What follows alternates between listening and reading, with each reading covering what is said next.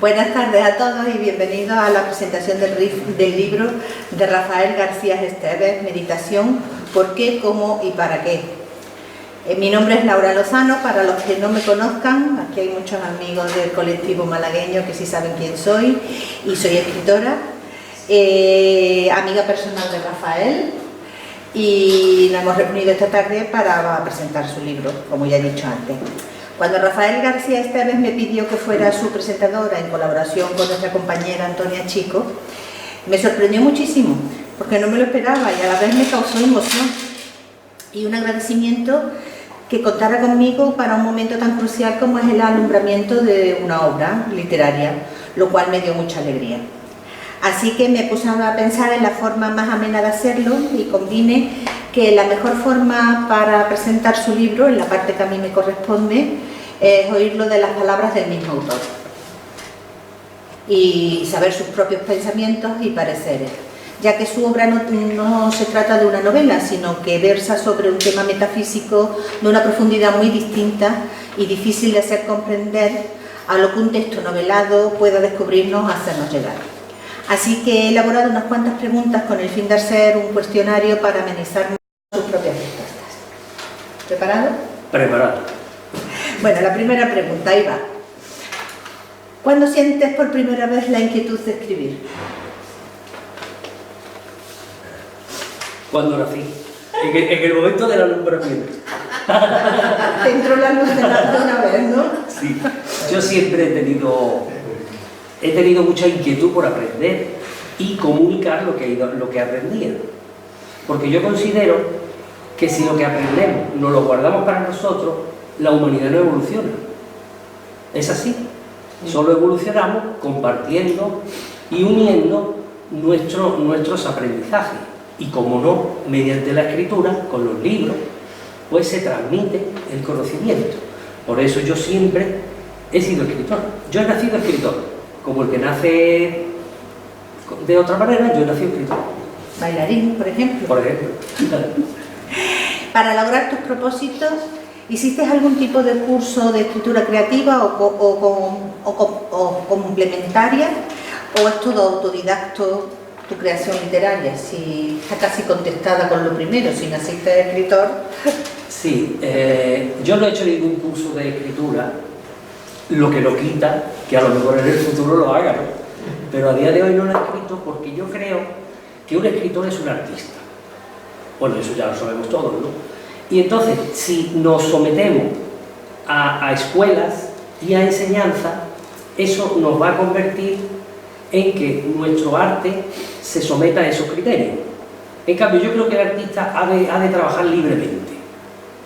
Entonces yo intento no seguir los criterios de ninguna escuela, con todos mis respetos, ¿no?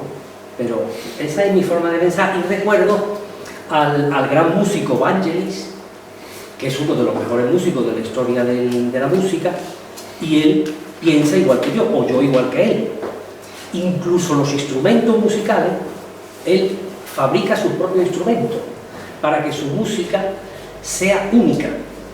Entonces yo, humildemente, intento mantener la virginidad de mi creatividad y que no esté influida por ninguna escuela.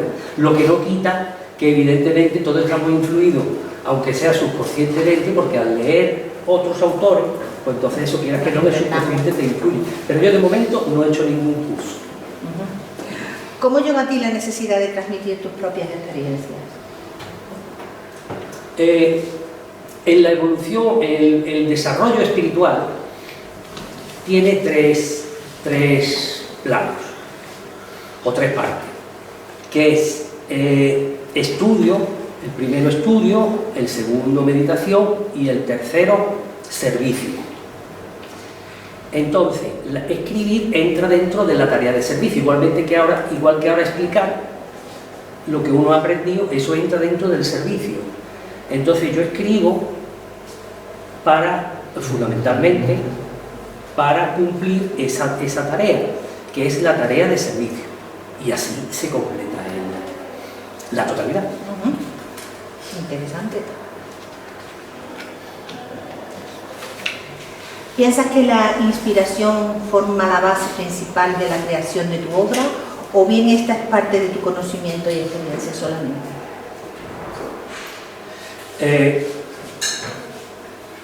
Yo creo que yo cuando me pongo a escribir, escribo. ¿Pero por qué te guías? Todo junto, todo junto. O sea, ¿crees que es una mezcla de ambas cosas? Sí. Y la inspiración surge cuando te pones a escribir. Es decir, yo no espero tener inspiración para escribir, sino que me pongo a escribir y la inspiración está implícita. ¿Cómo describirías en pocas palabras, ya que de este tema podríamos estar hablando horas, el descubrimiento de tu yo superior? Bueno, primero ti, ¿qué es el yo superior para los que no lo sepan? Bueno, ahí ya estamos ya. ¿Tenéis 3 meses para que yo explique esto? En breves palabras. Bueno, voy a intentarlo. Me voy a levantar y voy a explicar dónde está el yo superior en el diagrama. Vale. Y repíteme la pregunta, por favor. ¿Cómo describirías en pocas palabras, ya que de este tema podríamos estar hablando durante horas, el descubrimiento de tu yo superior? Ya que nacemos sin ese conocimiento, llega un momento en que algunos lo descubrimos. Sí. Bien, primero vamos a ver qué es el yo superior.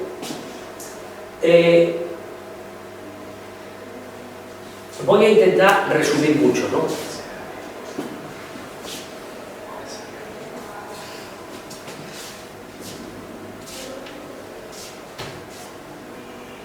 Estoy haciendo un ejercicio mental para resumir, ¿sabes? Como yo empiece aquí, bueno, vamos a ver. Bueno, me voy a ceñir la pregunta. ¿Sí? A ver, el yo superior, esto es el yo inferior. Y esto es el yo superior.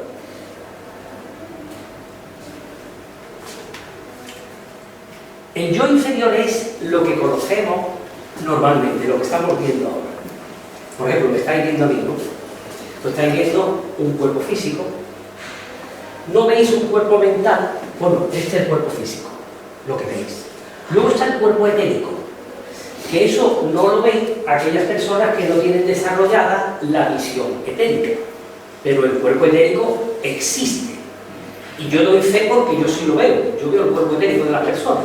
Entonces yo doy fe, ¿no?, de ellos. El cuerpo etérico tiene más o menos esta medida, este grosor, y es un color grisáceo blanquecino, se ve muy bien en el fondo blanco de la pared, y es simplemente la energía que contiene la persona y que le da vitalidad. De tal modo que aquella persona que tiene un cuerpo, por ejemplo, eso es muy bueno para los sanadores. Todo sanador y todo curandero debe ver el cuerpo etérico, porque efectivamente viendo el cuerpo etérico ya ve la salud de la persona. Si ese cuerpo etérico está reducido, tiene menos salud. Si está oscuro, está apagado. O sea, eso es el cuerpo etérico, lo que da la vitalidad de la persona y lo que rápidamente sale del cuerpo cuando uno fallece. Cuerpo etérico. El cuerpo emocional, como su nombre indica, son las emociones. Todos sabemos que tenemos emociones, pero no vemos el cuerpo emocional. El cuerpo emocional simplemente es un cuerpo que es como el nuestro, pero que está más allá del cuerpo etérico, es más grande, tiene un grosor más grande y oscila de colores en función del estado emocional de la persona. Para comprenderlo bien, es el conjunto de emociones que tenemos. Cada persona tiene un conjunto de emociones, ¿no? Un día estás contento, a veces estás triste, luego estás eufórico. Todo eso son un conjunto de emociones que los clarividentes lo ven. Eso se puede ver. Y luego está el cuerpo mental inferior, que es la mente corriente. La mente corriente, o sea, los pensamientos que tenemos. La mente es el conjunto de pensamientos. Entonces, todo esto conforma lo que se llama el yo inferior, o la personalidad, también, o el ego inferior. Tiene varios nombres. Esto es más o menos lo que todos conocemos. A continuación viene el yo superior. Individualidad es sinónimo y también ego con mayúscula. Repetimos, yo inferior, yo superior. El yo superior no lo vemos, pero el que no lo veamos no quiere decir que no exista. Hay muchas cosas que no vemos y existen, ¿no? Por ejemplo, el amor. El amor no lo vemos, pero existe, ¿no? Entonces, la individualidad, o el yo superior, está conformado por tres cuerpos. Es de abajo arriba, mental superior, cuerpo búdico, por eso se llama cuerpo búdico y por eso se llama el Buda, Buda. Buda es aquel que tiene su conciencia aquí. Mientras nosotros tenemos la conciencia aquí, el Buda tenía su conciencia aquí, más elevada. Por eso se llama Buda, del cuerpo búdico. Y luego está el espíritu, el alma, el alma. Y esto conforma la individualidad. Y ya no voy a seguir, porque si no es más largo. Entonces, es de destacar que el cuerpo mental, si os dais cuenta, tiene dos partes. Está el mental superior y el mental inferior. ¿Por qué? Porque el mental inferior es el que utilizamos normalmente para nuestras tareas. Yo veces para conducir, para cualquier cosa, los pensamientos que utilizamos, la parte de la mente que empleamos, es la mente inferior. A través de la meditación, ¿veis esta forma de luna verde que hay aquí? Esto es un puentecito que une la mente. Esto es una forma de representarlo, ¿no? Para entenderlo mejor. Este puentecito une la mente inferior con la mente superior. ¿Y cómo se forma este puentecito? ¿Alguien lo sabe? ¿Alguien lo sabe? Con la meditación. Muy bien, muy bien. Hola. Bueno. Adelante. Con la meditación se forma el puentecito y ya se accede a la mente superior, que nos va a permitir tener acceso a todo esto. Entonces todas esas personas que dicen, yo no creo que el alma existe, yo no creo nada, yo esto, yo lo otro, lo demás para allá. Claro, si tú, es normal que no lo veas ni lo creas, porque tú no tienes desarrollado la antakarana. Cuando tú tienes desarrollado la antakarana, el puentecito te une a la mente superior. Y entonces comprendes desde la mente superior, que la mente superior no comprende con los pensamientos y con la forma de pensar cotidiana que tenemos. Comprende, como está cerquita del cuerpo búdico o cuerpo de la intuición, comprende con la intuición. ¿Pero qué pasa? Que normalmente todo el mundo dice, sí, yo tengo intuición. No, todo el mundo no tiene la intuición desarrollada. Lo que tiene desarrollado es el instinto. Tenemos instinto básico. El instinto de supervivencia, el instinto de defensa, etc. Esos son instintos. Para desarrollar la intuición es necesario haber creado el antakarana. El antakarana no venimos con el creado. Eso es un trabajo que hay que hacer. Eso se desarrolla con la meditación. Y entonces, cuando tú creas el puentecito y te unes, ya empiezas a percibir la realidad. Eso viene ahora a tu pregunta. Esto es el preámbulo de la respuesta, ¿no? Ahora viene la respuesta. Claro, entonces, ¿qué pasa? Que cuando tú desarrollas el antakarana, ya la percepción varía. Ya la realidad no es la misma. La realidad era la misma. Lo que pasa es que tú no la percibías de esa manera. ¿Me comprendéis? Esto es como si fuera... Mira, como la película Matrix, ¿no? Lo de las pastillas, ¿no? Por eso te toma una pastilla y ya ves Matrix. Pues entonces eso es lo que pasa. Entonces tú ves la realidad de forma distinta. Entonces tú, al ver la realidad de forma distinta, respuesta a tu pregunta, las cosas cambian mucho. Porque, como decía Krishnamurti, cometemos muchos errores. Entre ellos, distinguir lo verdadero de lo falso, lo importante de lo que no es importante y lo más importante de lo menos importante. Entonces, cuando entras en contacto con el yo superior, pues rápidamente cambian de orden las cosas. Eso de entrada. Cambian de orden las cosas. No tiene todo el mismo orden.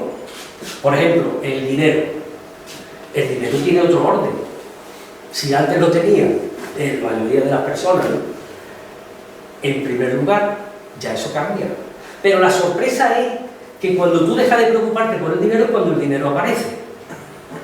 ¿No habéis escuchado el dicho ese que siempre se dice? Yo sé que habrá personas que lo critiquen, ¿no? Pero bueno, yo lo digo igualmente. Dice, tú preocúpate de Dios y el resto vendrá por añadidura. Entonces, cuando tú te preocupas de estas cosas, el resto viene por añadidura.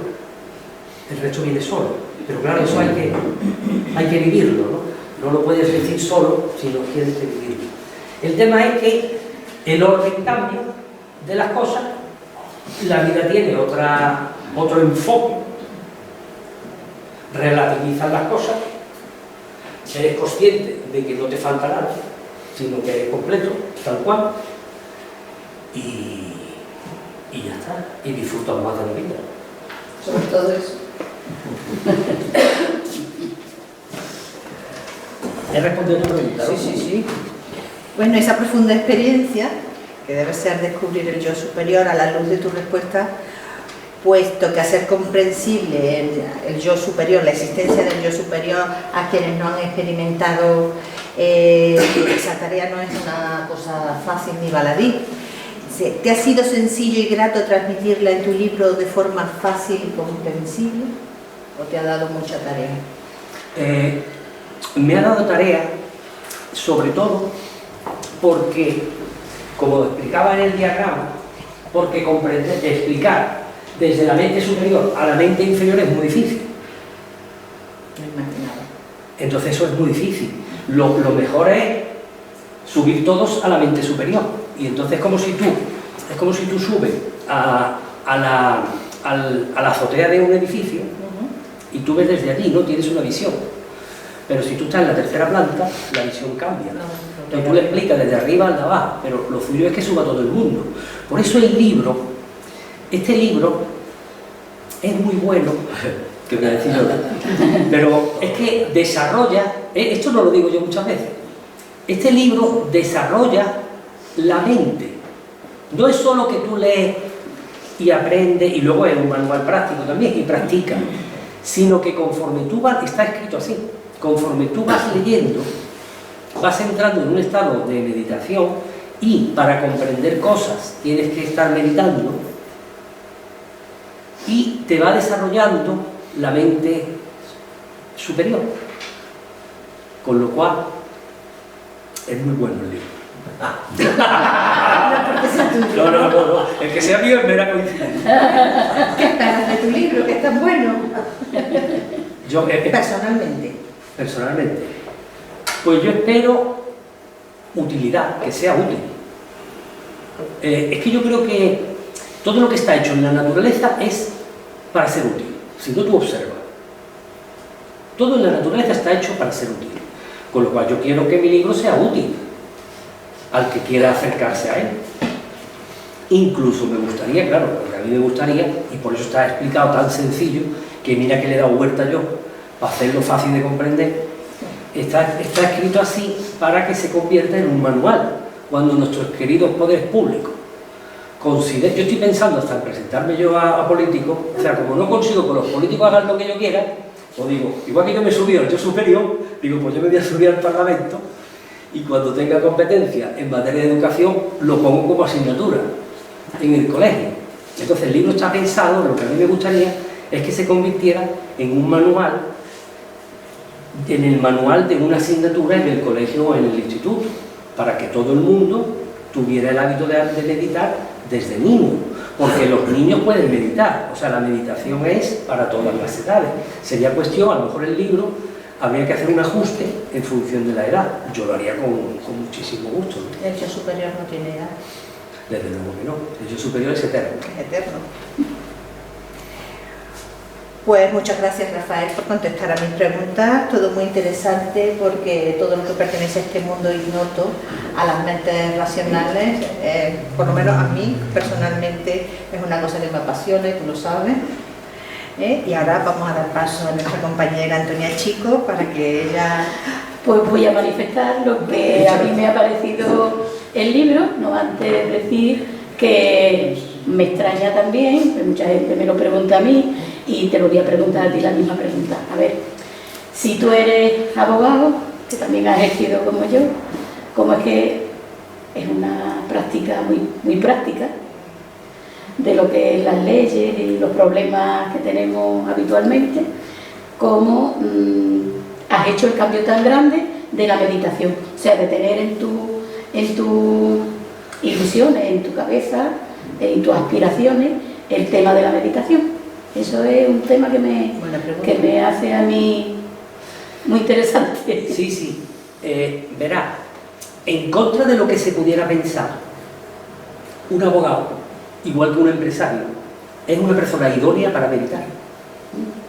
Porque tanto el abogado como el empresario está acostumbrado a estar concentrado en una materia. Por ejemplo, para un pleito requiere una concentración, para estudiarlo, para prepararlo. Igualmente un empresario, incluso si tiene varias empresas, porque necesita concentrar toda su mente en una, después en otra, entonces requiere una mente con mucha capacidad de concentración. Y solo una mente acostumbrada y que domine la concentración puede dominar la meditación. Con lo cual, las capacidades de jurista y de empresario son idóneas para una persona meditativa. Con lo cual, va todo unido. Vale. Bueno, y otra reflexión, cuando yo he leído el libro, me ha producido también curiosidad, porque Occidente no es propensa a la meditación. Tanto la educación como nuestra religión, como los gobiernos y los estados no propugnan ni facilitan la meditación. Con lo cual, el hombre llega a ser adulto sin haber meditado nunca. Sabe por lo que tiene que hacer, por la sociedad y por las leyes. Sabe lo que tiene que hacer o lo que es bueno y malo, por la religión. ¿Qué ocurre aquí en Occidente? Aquí la meditación no ha nacido, aquí ha sido importada. Ha sido importada de otros continentes que sí, en tanto en su naturaleza, su filosofía de vida o sus religiones, le han facilitado la meditación. Entonces tenemos en China, China central, el budismo, tenemos en Japón, tenemos el taoísmo y el sintoísmo, y todas esas religiones sí facilitan que el hombre medite, sí lo hacen más o menos con asiduidad, pero aquí en Occidente no. Entonces es muy difícil traer la meditación a Occidente tal como está la sociedad montada. Entonces me parece muy valiente el que te haya ido por este tema y haya incluso meditado, visitado la India, aprendiendo allí cosas, y que no las hayas querido traer de una manera fácil, porque al leer el libro tú facilitas que incluso el individuo solo por sí mismo pueda meditar, que llegue al momento de la meditación. Y también se me ha venido una pregunta: ¿es lo mismo reflexionar que meditar? Muchas gracias, Antonia. No es lo mismo reflexionar que meditar. Meditar viene de la palabra medicina y es una medicina para la mente. Vamos a empezar por el principio. Primero hay que relajarse. El paso 1. Mira, voy a aprovechar la pizarra.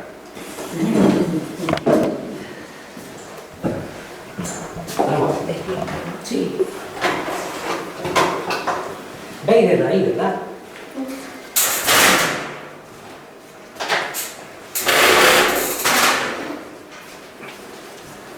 ¿Se tapa el diagrama o no? No.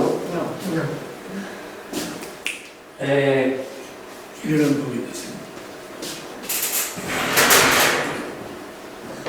Vamos a ver.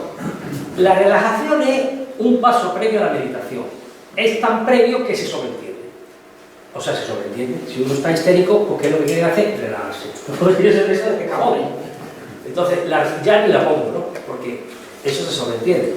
Lo cual no quiere decir, porque ahora el mes que viene vamos a empezar un curso aquí, y allí y aquí un día a la semana, y entonces ahí se practicará y se hará todo con detalle. Evidentemente, al hacerlo con más tiempo, puede uno estudiar prácticas de relajación y prácticas, o sea, puede estudiar y practicar modalidades de relajación, como así haremos.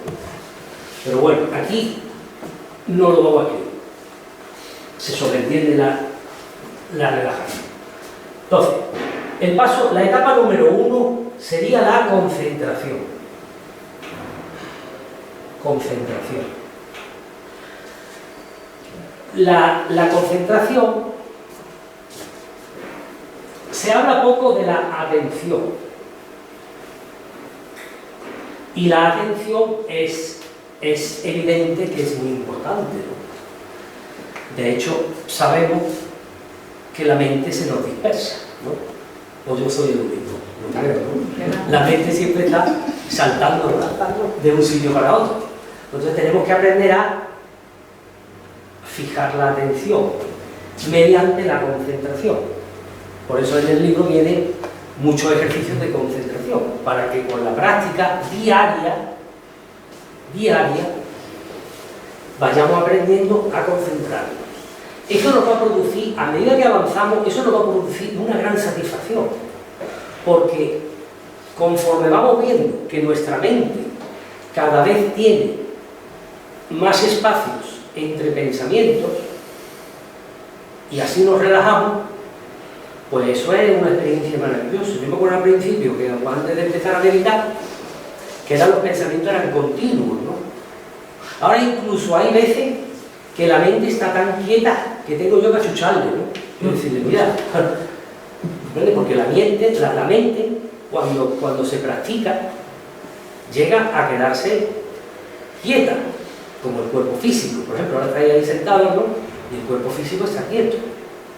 En cambio la mente está por arriba y para abajo.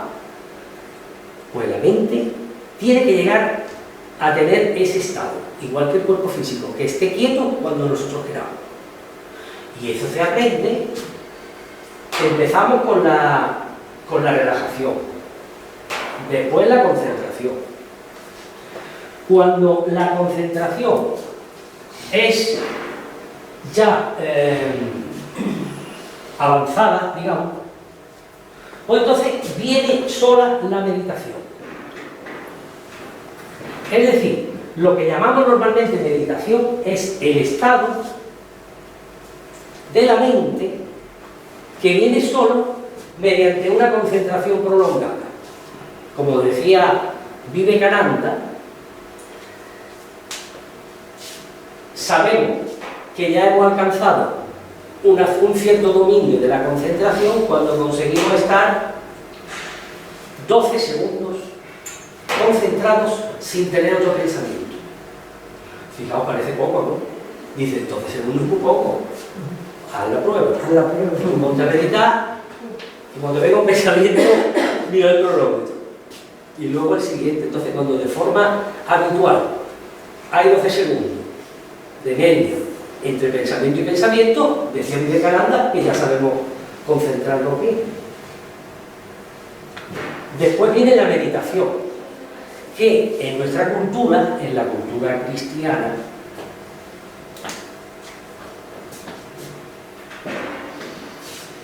es lo que los místicos llaman contemplación. Y ahora voy a tu respuesta, tu respuesta viene ahora. Entonces,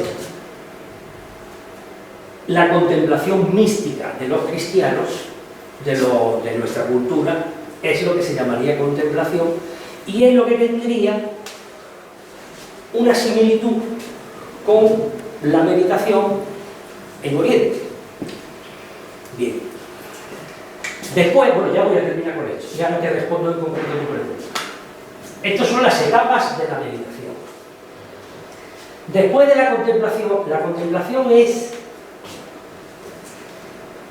Mirad, la contemplación es cuando ya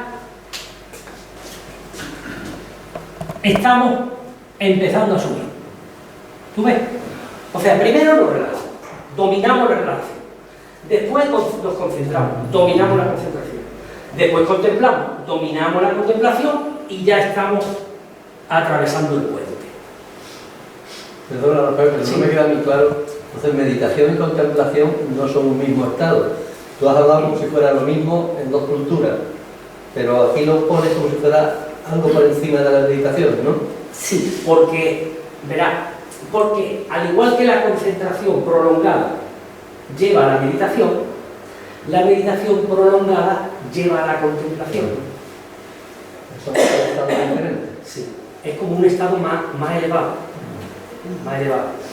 El estado más elevado, a ver, es que yo el diagrama no lo he explicado entero porque esto tiene mucho, ¿no? Pero bueno, digamos que aquí está Dios, ¿no? O la divinidad. ¿Veis el sol? Pues el sol es Dios, el Dios absoluto, o la divinidad, o el creador. Entonces, de ese creador, en Oriente, en la joya de Oriente, la Bhagavad Gita, se pone el símil de un fuego. Entonces, de ese fuego salen chispas. Y entonces, cada chispita es un espíritu o una mónada. En griego, los griegos le llamaban mónada, es más propio por nuestra cultura. Entonces, esas chispitas que salen de la fuente no pueden venir a este... Bueno, ya me voy a enredar un poco en esto, pero bueno, está bien, está bien. Esa chispita es como si nosotros queremos ir a Nueva York, que vamos a ir en junio, no podemos ir, decir, vamos a Nueva York ya. Tenemos que coger un avión, ¿no? Tenemos que atravesar el Atlántico y llegar allí, y coger un tren o un taxi o lo que sea. Hace falta vehículos. Del mismo modo, la mónada no puede llegar al cuerpo físico tal cual. Necesita unos vehículos para manifestarse aquí. Entonces, estos cuerpos o estos planos son los planos que necesita bajar el espíritu hasta el estado más denso que existe, que es en el que estamos ahora mismo, el cuerpo físico, el cuerpo material, físico. Entonces, el camino espiritual es el inverso. Ya que estamos aquí, volvemos a casa. Este es el camino espiritual, volver a casa. Entonces, en volver a casa,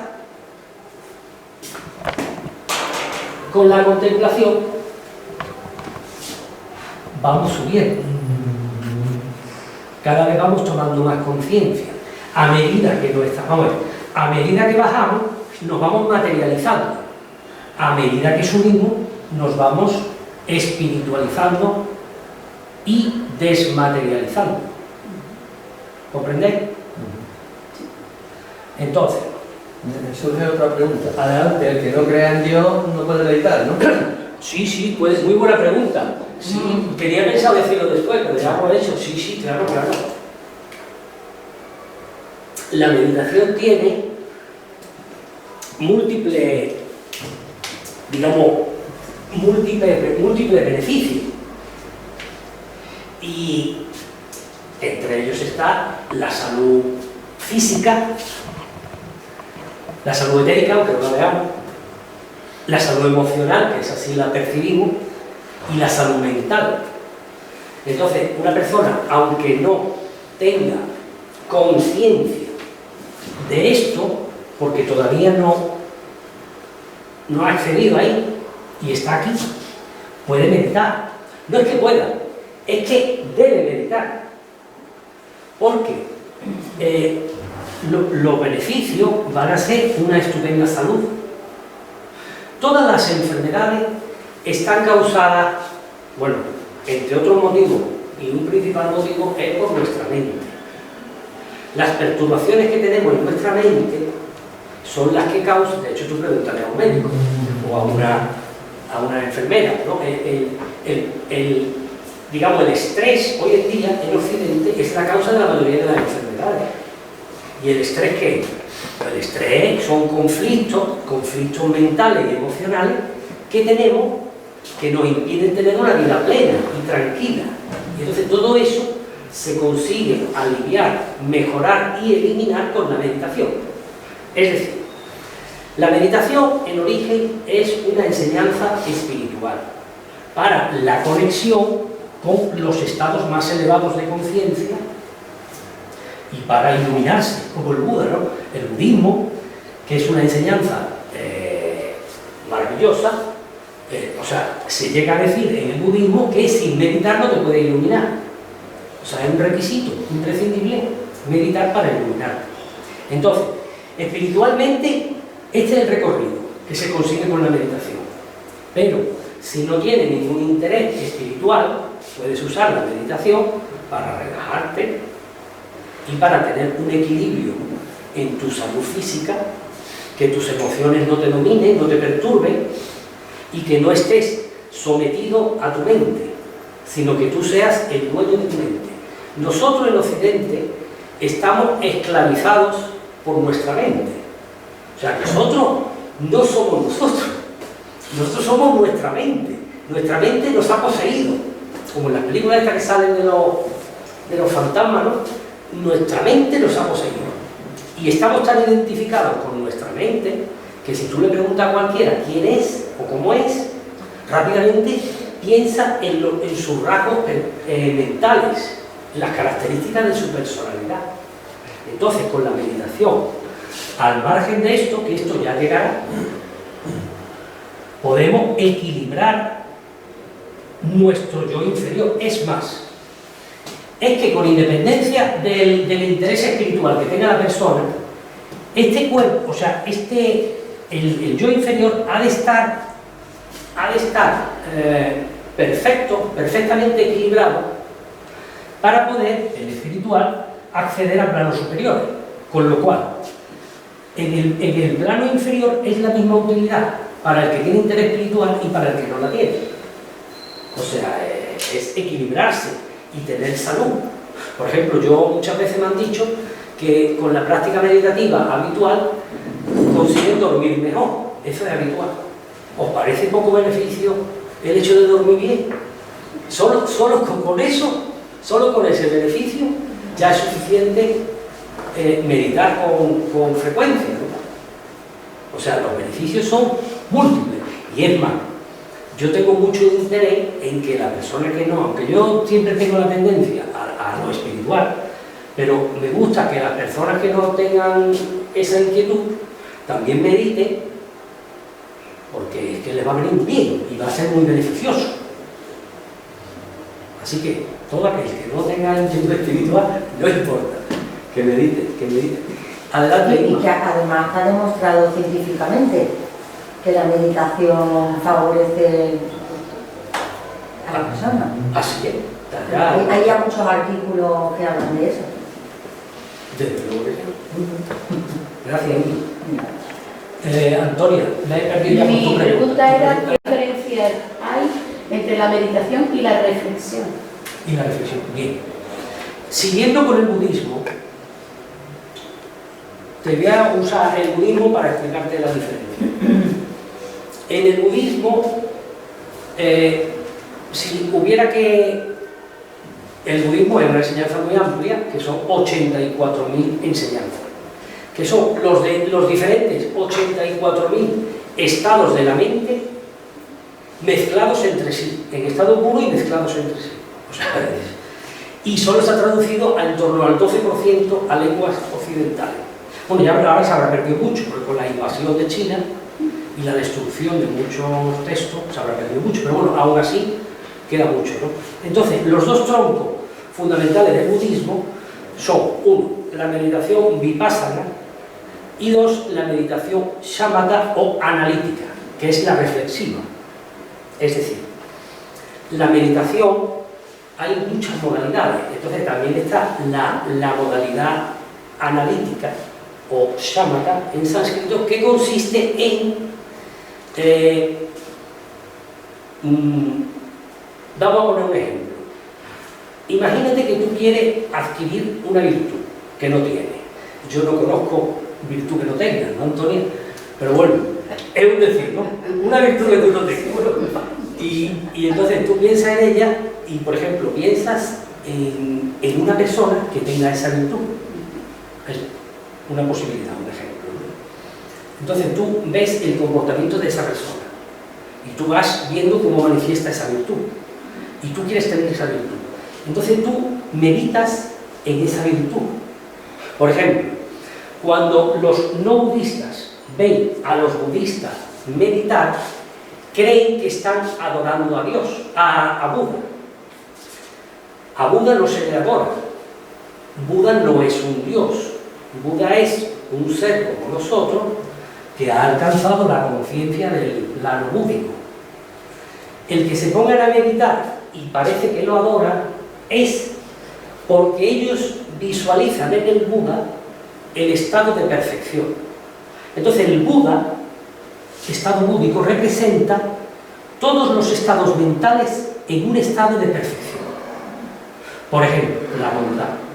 Todos tenemos una bondad de andar por casa, ¿no? O sea, hoy somos más buenos, depende de la situación somos menos buenos, etc. Eso con todas las virtudes. El budista meditador, en el caso de la meditación analítica, o shamatha, meditaría en el Buda visualizando esa bondad absoluta. Entonces la meditación analítica es esa. También se usa para adquirir una virtud que tú quieres o también para tener una comprensión. Por ejemplo, tú imagínate que hay una situación que tú no la comprendes, sea una enseñanza o cualquier situación, una situación, tú no la comprendes. Bueno, pues tú te pones a meditar y tú y esa situación formáis uno, os unís, conseguís un estado de abstracción, de unión, hasta el punto de que te metes en esa situación como si fueras tú mismo. Y entonces cuando tú estás dentro de la situación y tú eres esa situación, pues entonces tienes la comprensión de la situación. Para eso se usa también la meditación analítica. Es lo que es parecido, paralelo a la reflexión. Sí. Y ahora la meditación es todavía algo más profundo. Sí. Desde el punto de vista espiritual, que no quiere decir que esto haya que ser a la fuerza, pero ya que he empezado, lo voy a terminar. Pero que no tenga inquietud espiritual no importa, porque ya le llegará. Si todos venimos de aquí, todos venimos de aquí. Lo que pasa es que unos lo saben y otros no, pero no importa. Todo el mundo llegará a saberlo, cada uno cuando le llegue, no hay prisa. Vamos a ver. Contemplación, meditación y contemplación.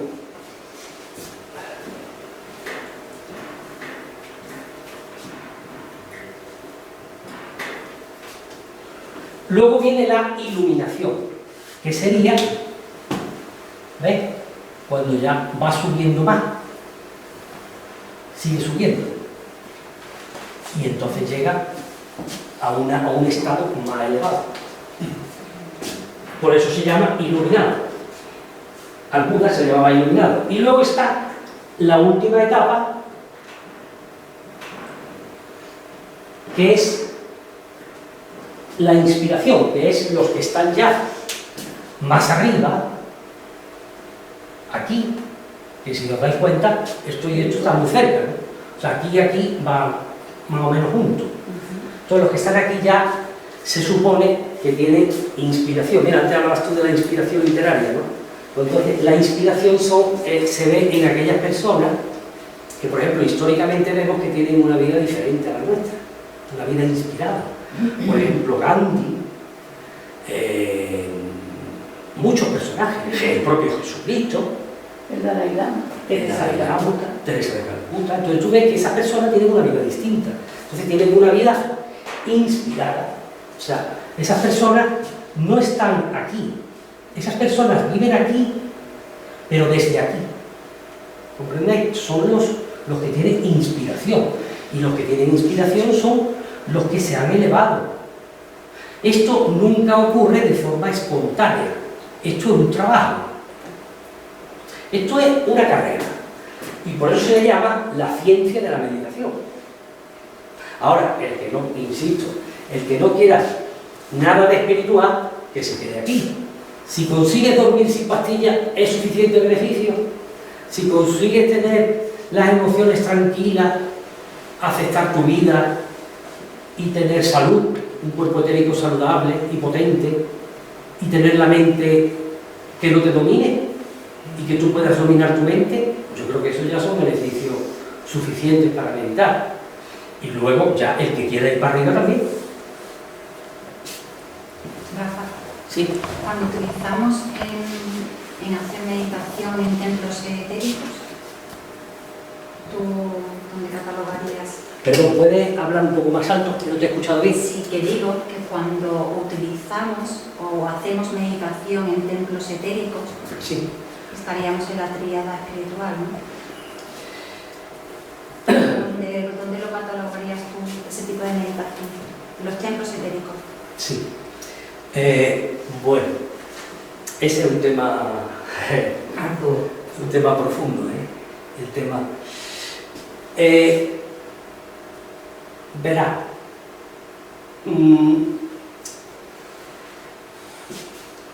para empezar habría que hablar de los templos etéricos, ¿no? Habría que hablar de los templos etéricos. Como viene aquí puesto en el diagrama, el cuerpo etérico es el inmediatamente superior al cuerpo físico. Normalmente, cuando estamos en un estado de meditación profunda, el plano siguiente al que accedemos, puesto que el etérico, no sé si veis desde ahí, pero aquí pone 6. ¿Veis el 6? Sí. Y aquí pone 7. Se salta el cuerpo etérico. ¿Por qué? ¿Veis el 6 y el 7? Sí. ¿Por qué? Porque el cuerpo etérico y el físico en realidad van juntos. Entonces, cuando estás meditando en profundidad o duermes o te quedas dormida, pues entonces la conciencia va inmediatamente al plano astral. Al plano astral o emocional. Plano astral. Entonces, la meditación en los templos etéricos, para que habláramos de ella en propiedad, tendría que ser una persona. O sea, yo no creo que cualquiera pueda meditar conscientemente en los templos etéricos. Eso hace falta un desarrollo ya espiritual grande.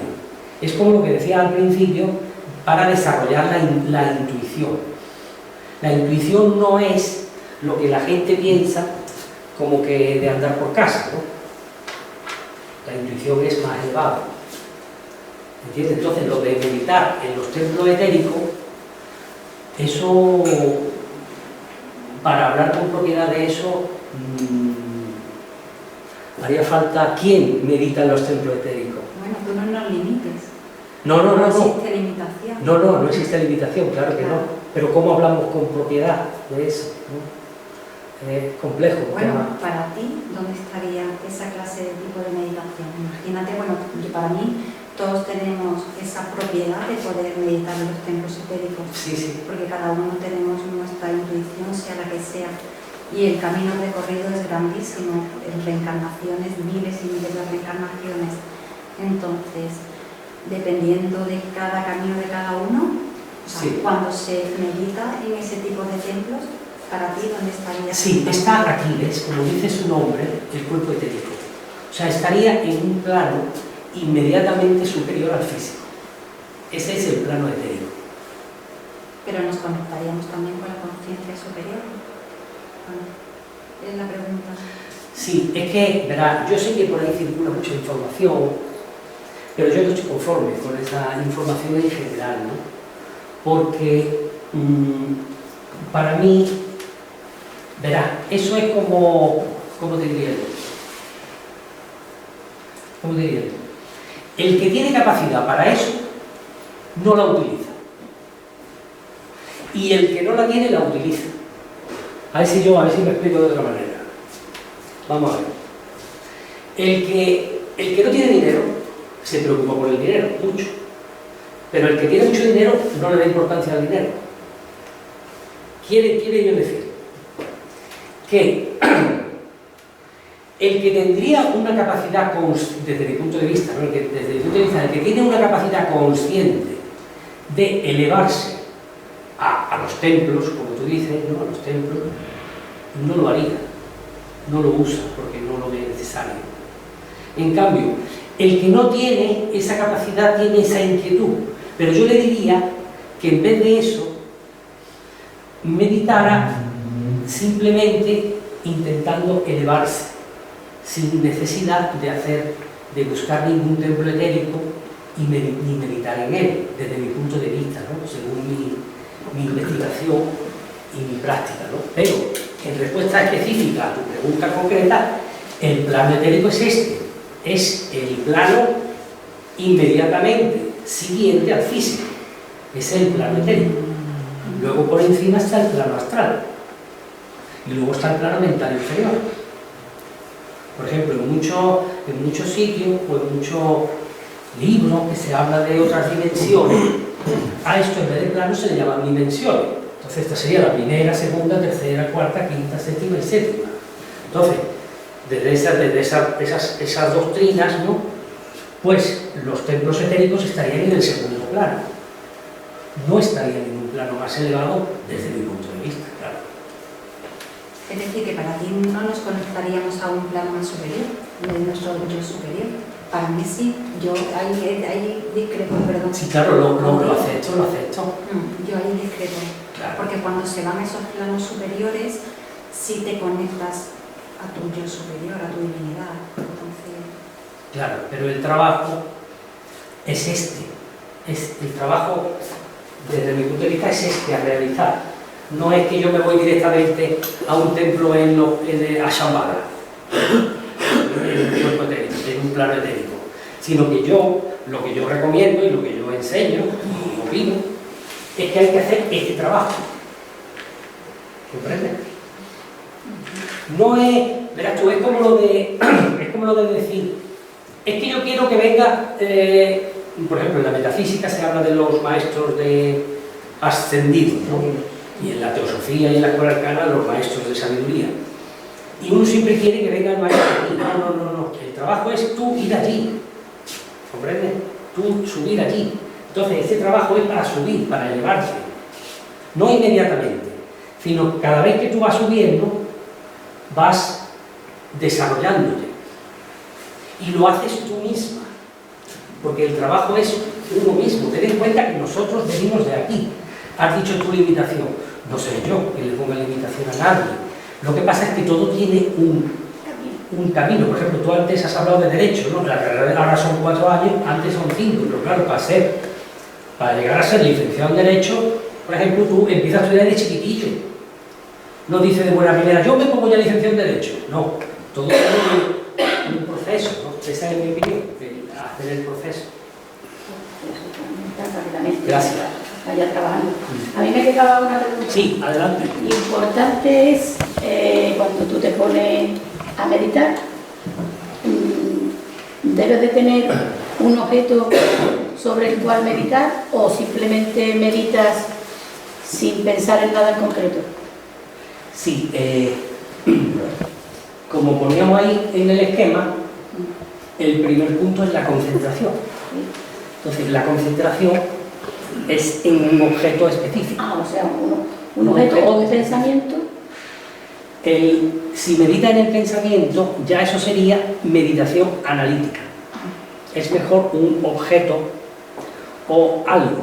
Por ejemplo, siempre se pone, cuando uno empieza a meditar, se usa lo que se llama el punto de concentración. Imaginaos que, bueno, vamos a hacer una práctica meditativa, ¿no? Que llevamos mucho rato hablando. Pues mira, vamos a hacer una práctica y ya, en vez de explicarlo, lo explico y lo practicamos. A ver si vamos a salir volando. No. Oye, es voluntario, ¿eh? Hay personas que le da miedo, el que no quiera que no lo haga. Bueno, en todo caso, nos viene bien a todos relajarnos, ¿no? Nos vemos en la terraza. Bueno, volando, ¿no? Bueno, vamos a relajar, ya estamos relajaditos aquí, ¿no? cerramos los ojos, adoptamos una postura cómoda, la espalda recta, los hombros caen para atrás, la cabeza cae un poquito para adelante,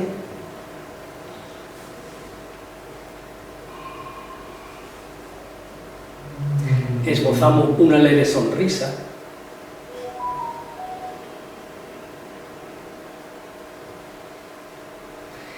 y vamos a tomar como punto de concentración nuestro cuerpo físico.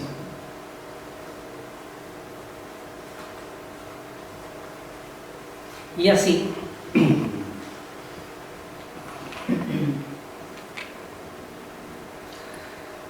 vamos a dirigir nuestra atención a los pies.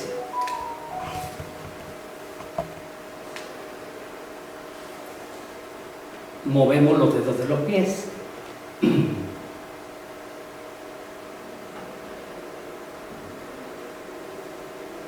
Y notamos cómo se va relajando el pie.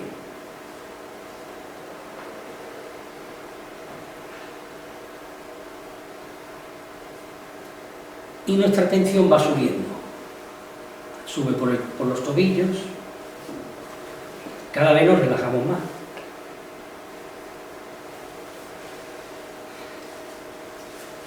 Sube por las piernas, por los gemelos, por las rodillas.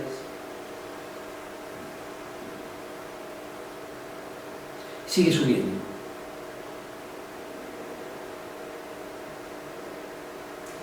Llega a la columna.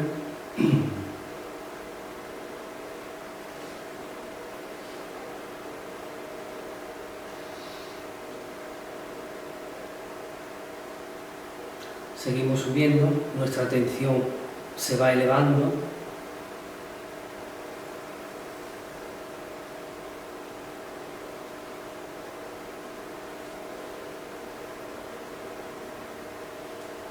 Al cuello, pasa por los hombros y los brazos.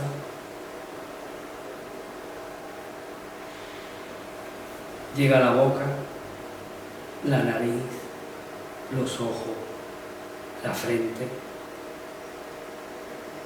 y el pelo. Y nos vemos y notamos más relajados.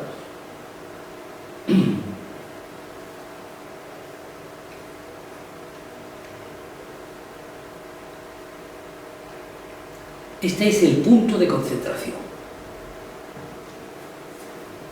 Hay veces que es suficiente estar así.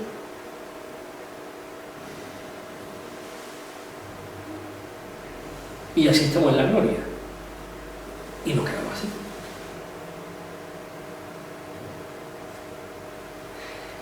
Pero hay veces que aún así estamos inquietos. Y entonces, además del punto de concentración, necesitamos un objeto de concentración. Que hay múltiples, pero el principal, porque siempre va con nosotros, es la respiración nasal. Entonces nos vamos a concentrar en la respiración nasal, observando cómo el aire entra y sale por la nariz.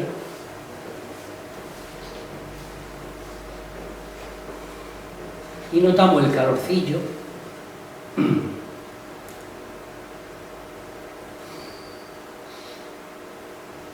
del aire en el bigote,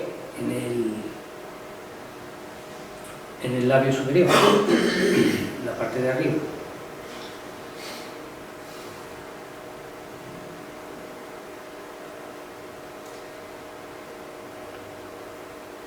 Y teniendo punto de concentración en el cuerpo físico y objeto de concentración en la respiración nasal.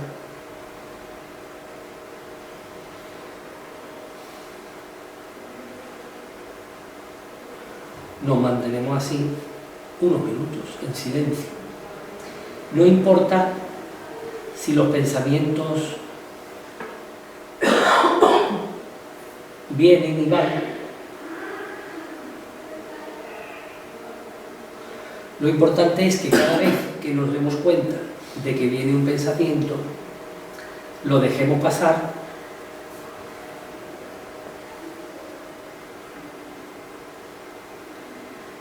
y otra vez llevemos la atención a nuestra respiración nasal. Eso es lo importante, mantener la concentración en la respiración nasal. Y vamos a estar así unos minutos.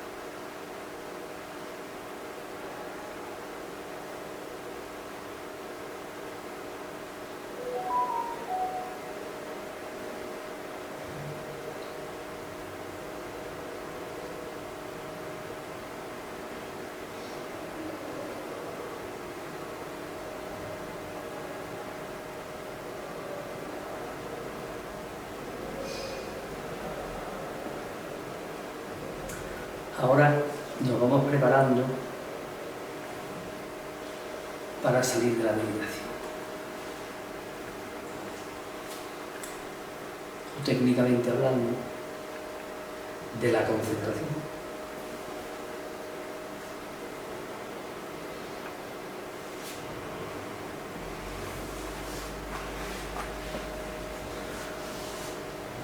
Movemos los dedos de las manos y de los pies.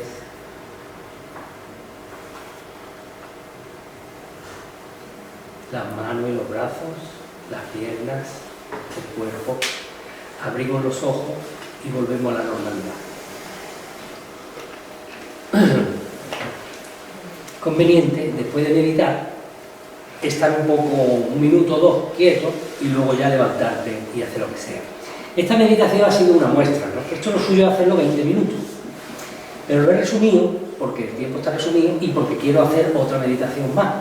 Voy a explicar una cosa, no sé si tú tienes más preguntas. No, ¿No? determinado. Y después vamos a hacer otra meditación que es una muestra. Entonces, pues así tenéis 2 meditaciones para practicar en casa, el que quiera. Y la otra va a ser una meditación analítica. Ajá. ¿Vale? Antes voy a explicar una cosa. Vamos a ver. Esto lo voy a borrar, ya lo había aprendido, ¿verdad?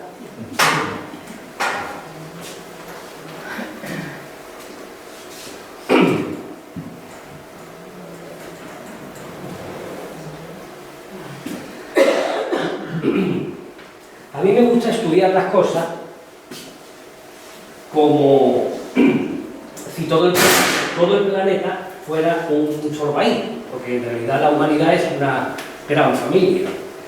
Las fronteras las ponemos nosotros, pero en realidad no existen, ¿no? Visto desde el espacio no se ve frontera. Entonces, y me gusta estudiar todo lo que puedo, todas las cosas con independencia del sitio de donde vengan, ¿no? Entonces, creo que es de destacar la diferencia entre el místico y el conocedor.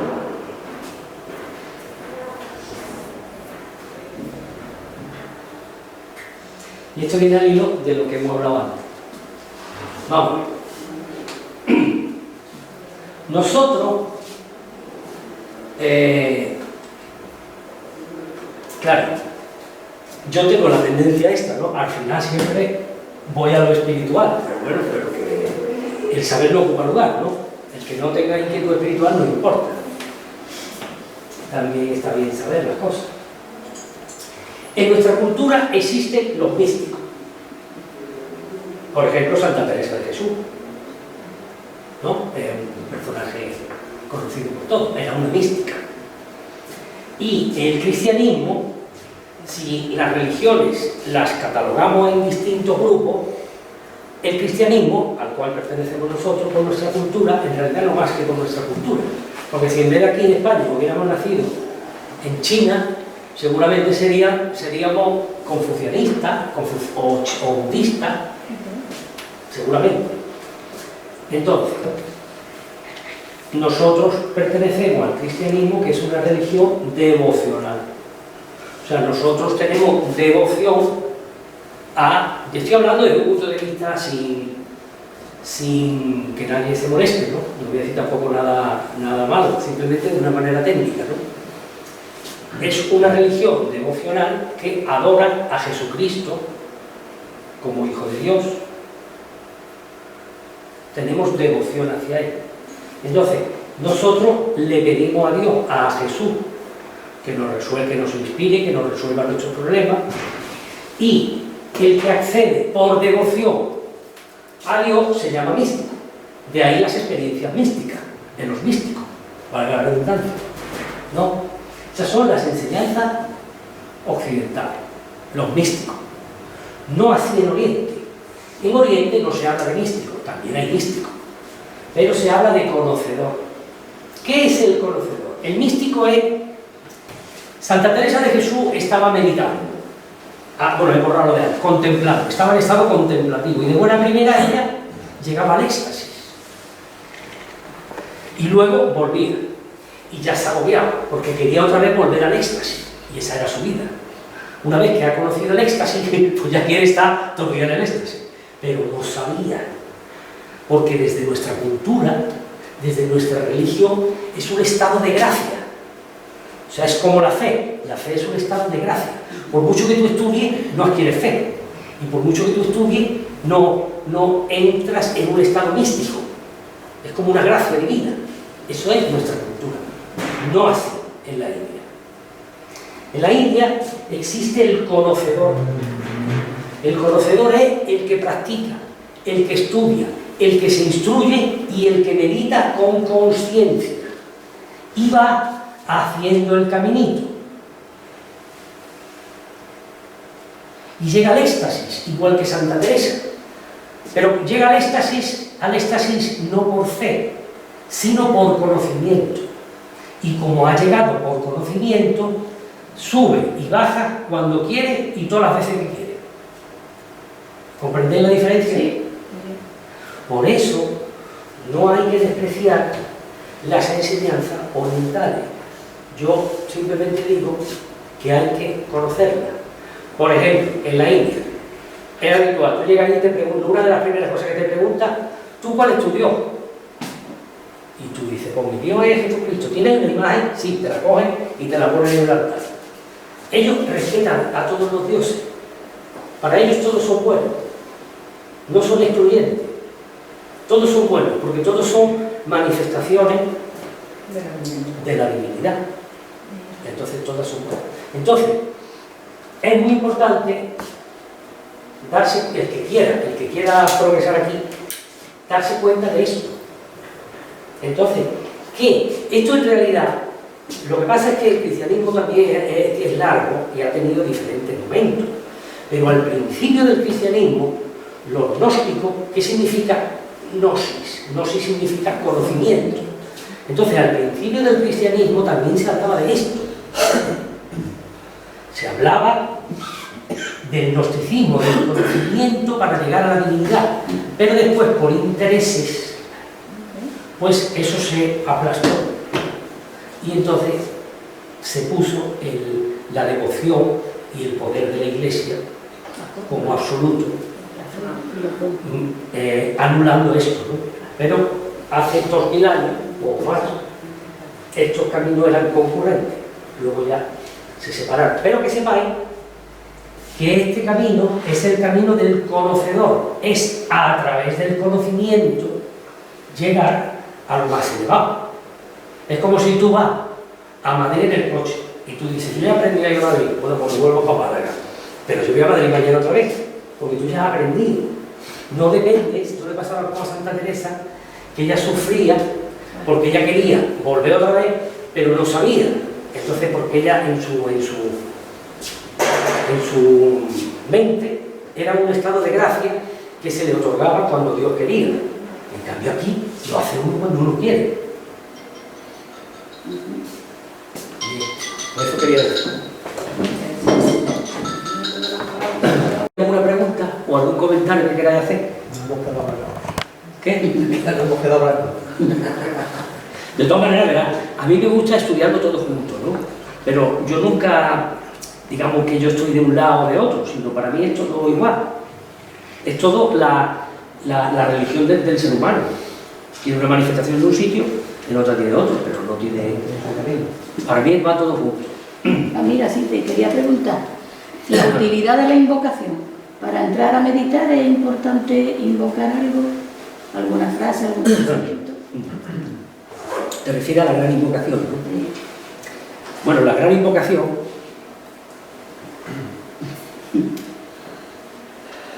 no sé si la conocéis. No. Bueno, pues la voy a leer. Eso se espera, ¿eh? Y luego explico un poquito de ella, ¿no? Sí. La gran invocación.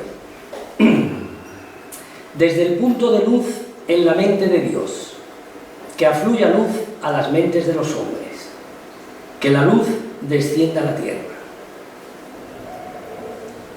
Desde el punto de amor en el corazón de Dios, que afluya amor a los corazones de los hombres, que Cristo retorne a la tierra. Desde el centro donde la voluntad de Dios es conocida, que el propósito guíe a las pequeñas voluntades de los hombres, el propósito que los maestros conocen y sirven. Desde el centro que llamamos la raza de los hombres, que se realice el plan de amor y de luz y selle la puerta donde se halla el mal. Que la luz, el amor y el poder restablezcan el plan en la tierra. Esta oración, voy a explicar un poquito por petición de Antonio. ¿Ves? Luego dice que si yo hablo mucho de Dios, es que me tiran, ¿no? Vamos a ver.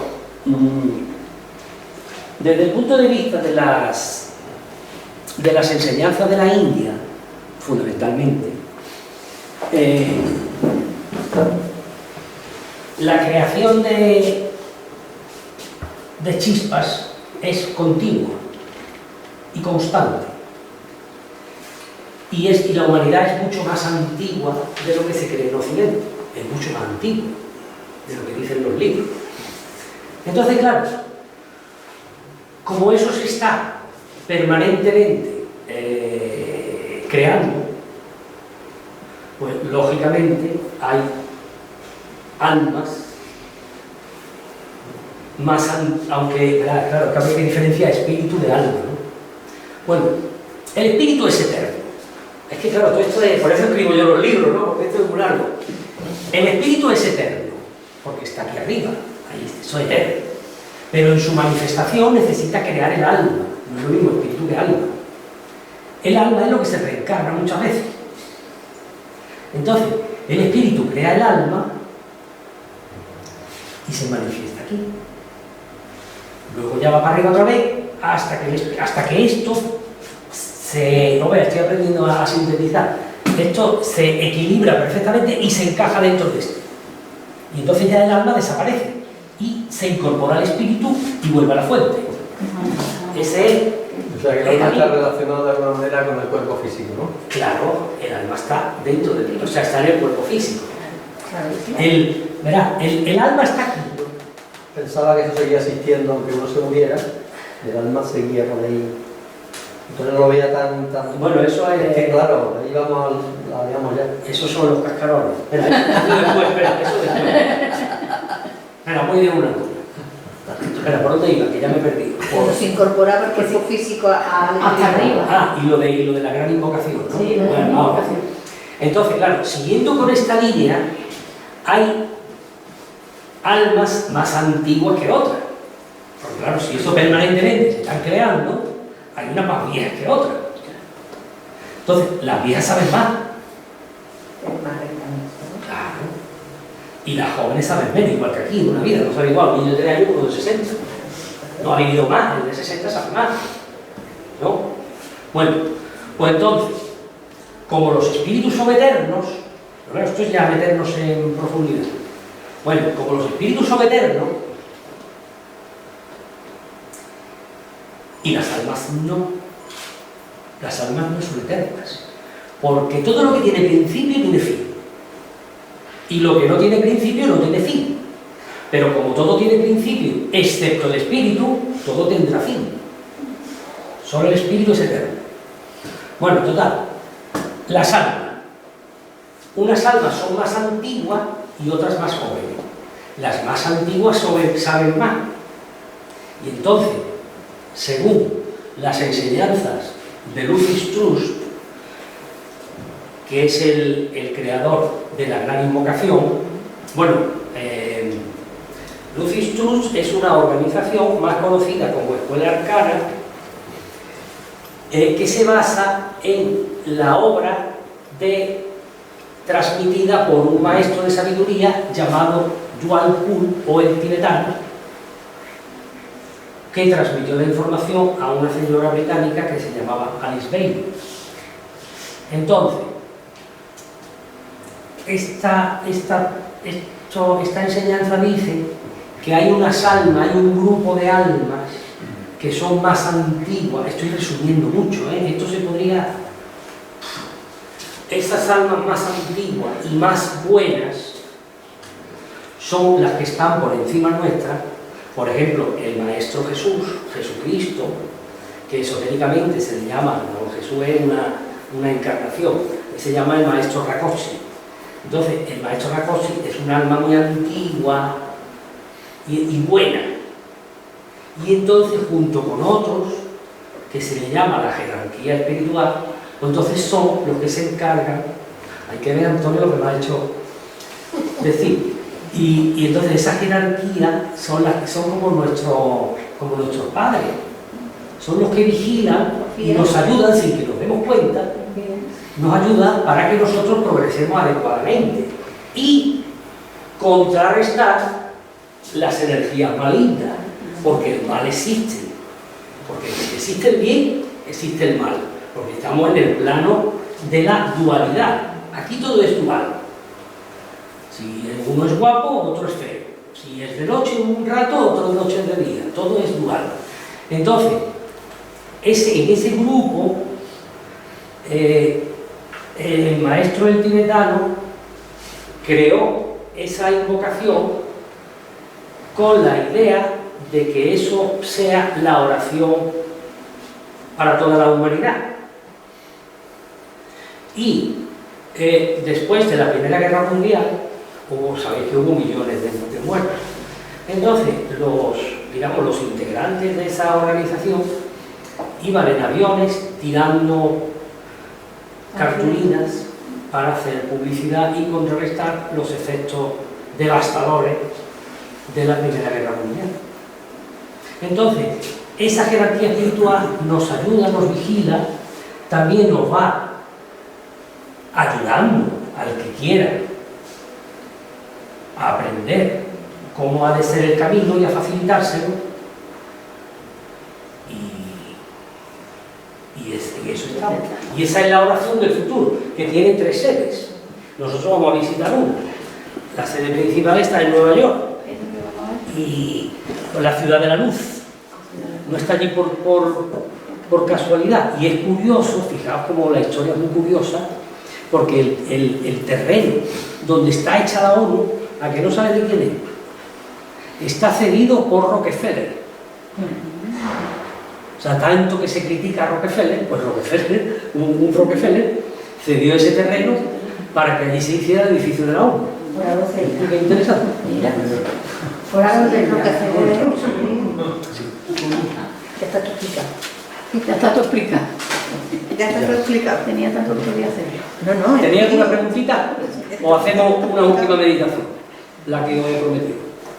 Yo tengo una preguntita, por Sí. curiosidad.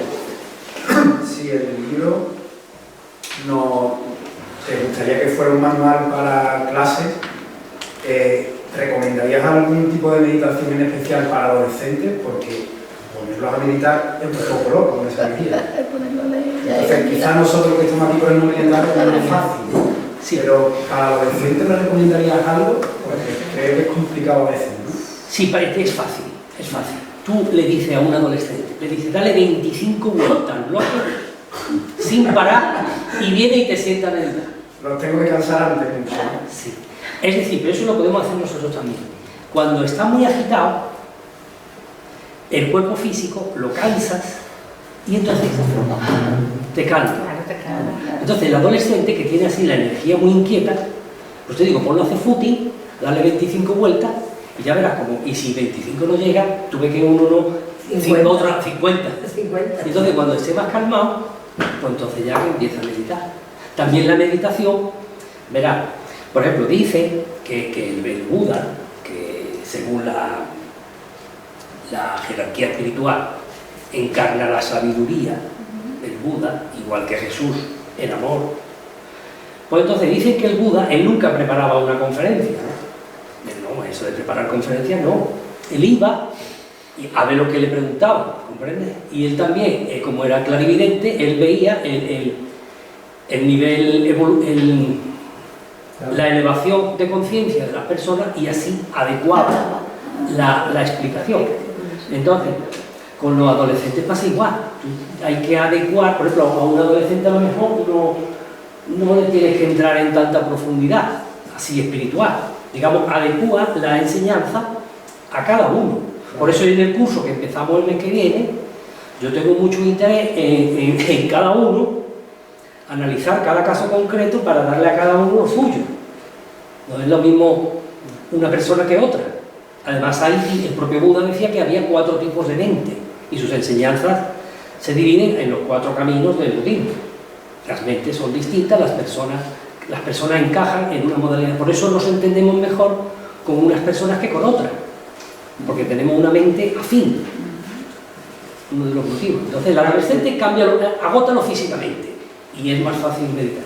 Yo te lo he preguntado porque, partimos de la base, para que me conozcas un poco, que lo que hago es Kundalini Yoga, y entonces trabajamos bien pranayama, o bien lo que son las kriyas, o si no llevamos a la meditación, ¿no? Pero una vez que entras en la meditación, cuando los cansas, te das cuenta de que a partir de los 20 y tantos minutos, cuando ya empieza el cuerpo, digamos, a coger un poco de tono dentro de la meditación. Aún así, es bastante complicado que nos tengamos 1 hora y pico haciendo ejercicio, ¿no?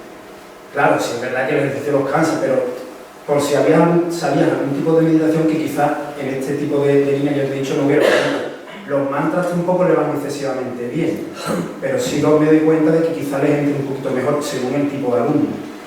Claro, pues por eso mismo, sí, quizás más en silencio, canciones, respiraciones, o sea, técnicas que tú me pudieras aconsejar, quizás, pues no sé si el libro tienes. Sí, el libro tiene un estudio y explicación teórico y práctico de todas las modalidades. De todas maneras, yo atendería más que a la edad, Sí. al tipo de mente.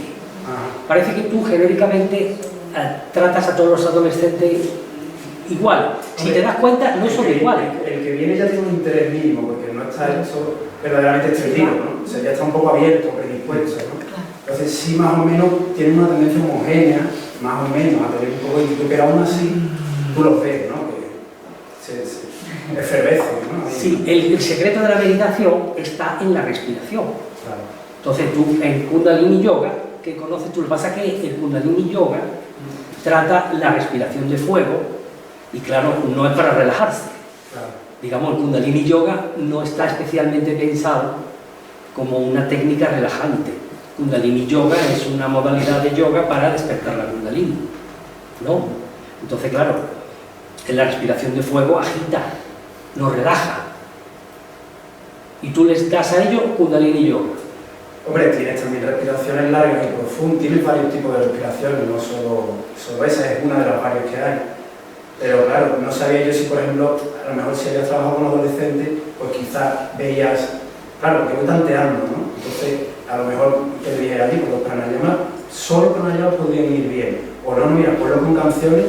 Es que a veces me da por pensar que los mantras, como los vinculan un poco a lo religioso, no les llega bien, ¿no? Bueno, no nos llega a ninguno bien, verdaderamente, aquí en Occidente. Pero estribillos de canciones que conocen pueden tener determinados efectos mántricos sobre ellos y producir la vibración en el cuerpo que les pueda llevar a tener las sensaciones que tú has hablado en los 4 primeros estadios. No vamos a hablar nada del plano espiritual porque si no, no lo metemos en un instituto. Sí. ¿Sabes? Entonces, claro, ahí es mi curiosidad un poco si habías tenido contacto con eso, un poco por encima, simplemente por Sí, curiosidad. yo insisto en que más que adolescente yo atendería al tipo de mente. Porque si tú te observas, tú siempre tienes tu mente, aunque sea adolescente o ahora más adulto. Entonces, más que joven o menos joven, es el tipo de mente. Entonces, tú, por ejemplo, le pones mantras. Sí. Y a alguno le gustarán los mantras.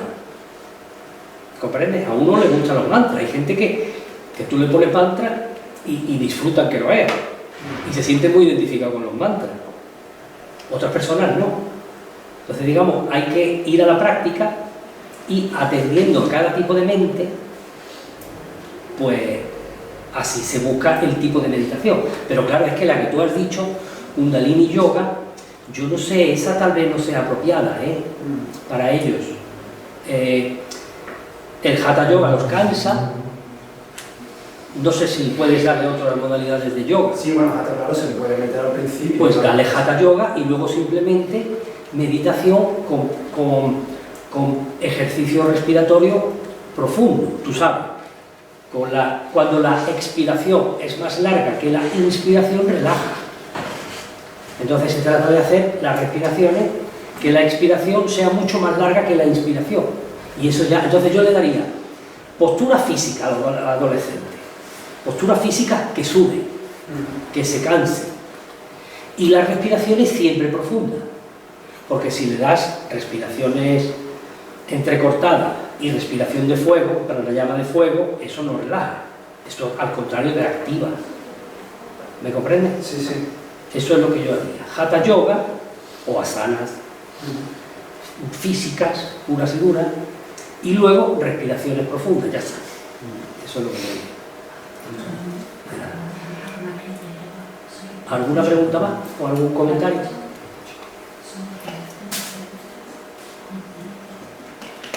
Bueno, puedo hacer una meditación breve para que sepáis y luego la podáis hacer en casa. Por falta de tiempo no me puedo quedar, pero quería decir antes de irme a todos los que estáis aquí que sigo a Rafael de hace mucho tiempo he hecho los 2 cursos anteriores con él, no puedo esperar a que empieces el tercero, al cual voy a venir sí o sí, y os lo recomiendo a todos. A todos, que es maravilloso, fantástico, y lo hace con una gran devoción, entrega, y que el que pueda, que venga. Yo he ido a los 2 anteriores, este es el tercero que hace, que por cierto, ¿cuándo empezamos? En diciembre. Pero en diciembre tenía. El día, yo he pensado, Primero, Rafael. sí, pero el día de la semana es el que a la gente le venga mejor. Y yo tengo disponibilidad, pero como Bueno, día uno. Muy bien. o si no, pues doy un día. Pero que Yo te aviso. de verdad, porque merece la pena, él se toma mucho interés, lo estudia bastante y nos lo pone muy fácil. Y hoy porque te relías mucho con tus esquemas, pero es buenísimo. Y buenas tardes a todos. Gracias. Hasta luego. Hasta luego. Bueno, pues entonces no hay más preguntas, ¿no? Pues entonces vamos a hacer una meditación analítica. Estas 2 meditaciones, la de antes y la de ahora, es para que vosotros practiquéis en vuestra casa, si queréis, en cualquier momento. Entonces, cerramos los ojos.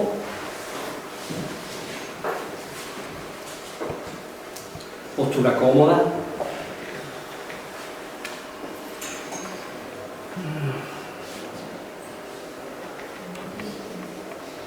Respiración tranquila, sin influir en ella.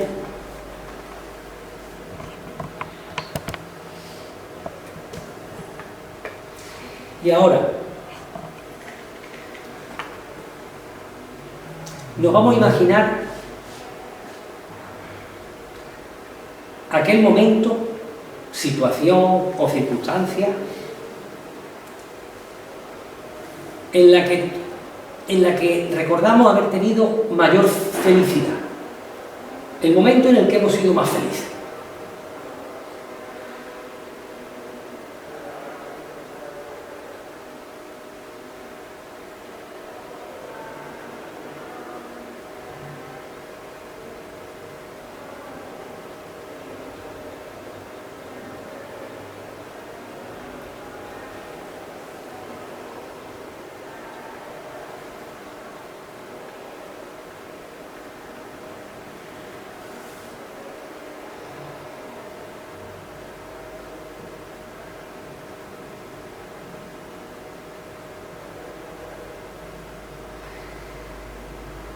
Cada uno el suyo, ¿no? Puede haber sido hoy mismo, puede haber sido en la niñez, o hace 5 años. Cada uno el suyo.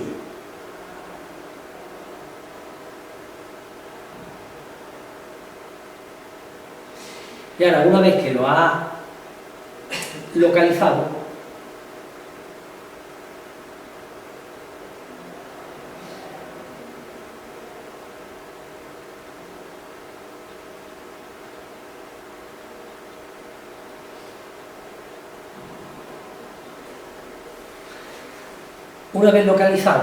fijas tu atención en él.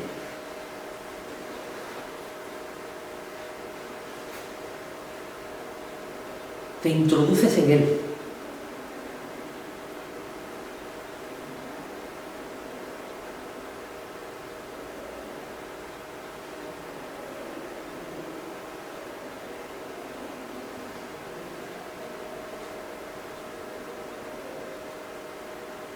Y lo vives otra vez.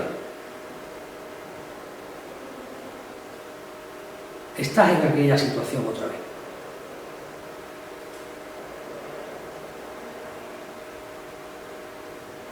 Y disfruta de ese momento. Te identificas con él. Eres ese momento.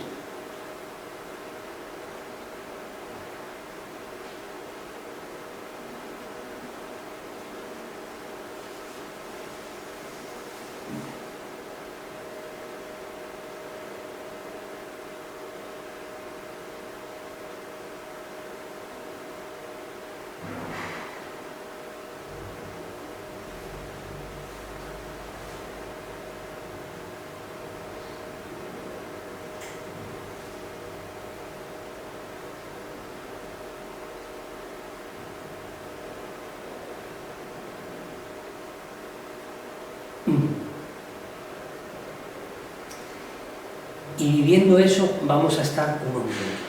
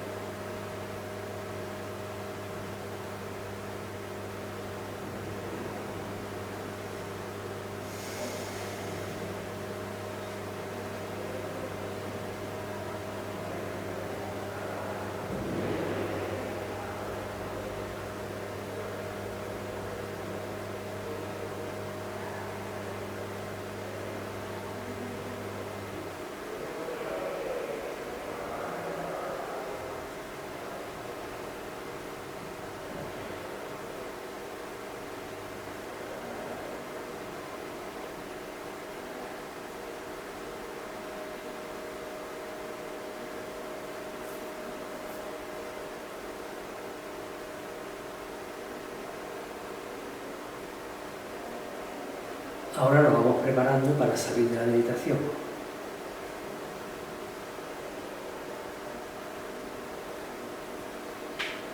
Movemos los dedos de los pies y de las manos, los pies, los brazos, las piernas, el tronco. Abrimos los ojos y volvemos a la normalidad. Igual que antes, esto ha sido una muestra. Este ejercicio lo podemos hacer más tiempo, cuando queramos, y también cuando esté uno triste, pues entonces coge un pensamiento feliz y le da mucha fuerza, como en este caso, se une con él y entonces apaga la penalidad y la tristeza. Bien. Pues ya está. No tenéis más preguntas. Bueno, el curso, espera, voy a poner en mi teléfono por si alguien quiere. Pues ya está. Eso ha quedado muy bien. Ah, el curso es un día a la semana. Le tienes que poner fecha porque si no, no cumplirá nunca. No, es un día, el día que quiera. Pero no, el día que tú quieras, que si no, luego la gente te pone a decir El día que quiera. Claro. El lunes no. Que me he apuntado a Kundalini Yoga. Ese viernes. El martes tiene lo tuyo de Nueva York. ¿Qué? El viernes fiesta. No, el viernes. El miércoles está bien, ¿no? ¿Hay sitio, Sonia? Sí, eso no es una verdad. Porque el miércoles a mitad de semana está bien, ¿no? Sí. Ay, espérate, la agenda la tengo aquí. No, el miércoles. Pero que te llamen por teléfono a ti. Sí. ¿Se ven los números? ¿Se ven los números? Había que preguntarle. Dice que está apuntando si queda dentro de Yo creo que el miércoles está bien. Sí, la sala de la izquierda, Sonia. Puede ser la de la izquierda. Son dos días a la semana. Yo no le esperaba. Ahora yo pienso que el miércoles está bien a mitad de la semana. Te iba a decir.